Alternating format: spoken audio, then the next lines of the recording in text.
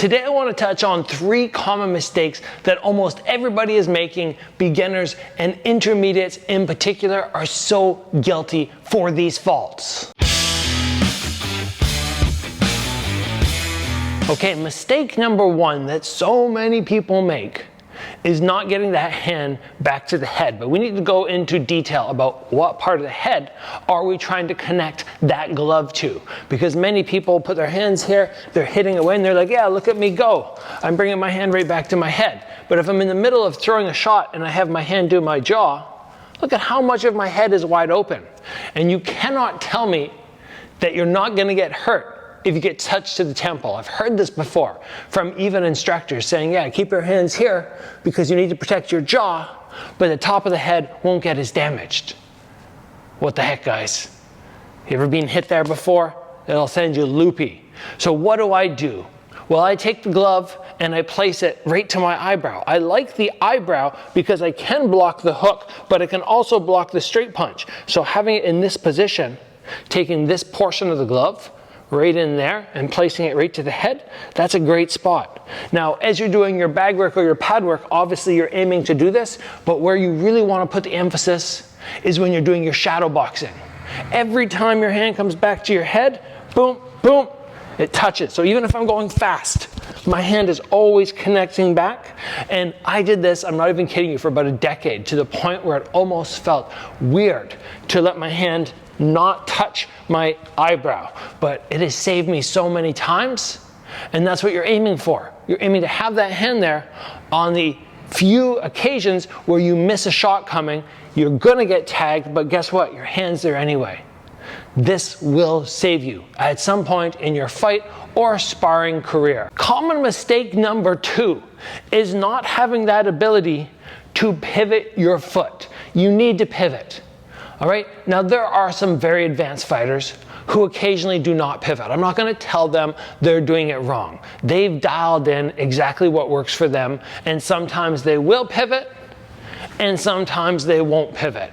But they understand what is being done when they don't pivot, where they're lacking, but they make up for it in other ways. But anybody who's a beginner or an intermediate should be practicing turning that foot every time there's a kick. When you knee, you don't have to because you're keeping your body very, very square, and trying to get that extra distance is not always 100% necessary. But front kicks, low kicks, high kicks, especially the high kicks, you want to get that pivot down. If you're still struggling, very, very simple drill. You put your foot up on something elevated. You start with your foot just slightly off to the side, and you just roll this over. And you just practice every time reconnecting your heel to the ground. Round kick, front kick, round kick, front kick. You just go back and forward. So open up your hips as well, but it'll teach you how to pivot, how to get really comfortable with this motion, and to make sure that every time you throw a kick, you're doing it. And on a front kick, you're going to create more distance anyway.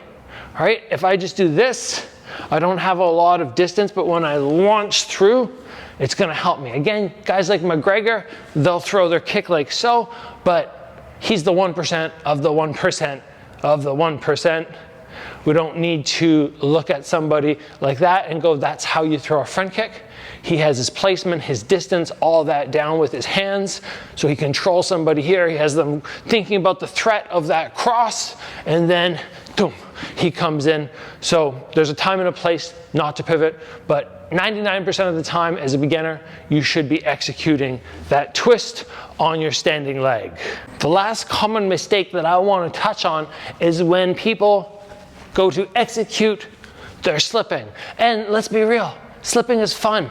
It's something that everybody wants to be able to do. We practice and practice and practice, and we're just hopeful that when somebody throws a punch, oh, we're like out of the Matrix, just making them miss left, right, and center. But I have seen people slip shots and get KO'd in the process. Not because of the shot that initially comes, which you slip, but the shot that comes after.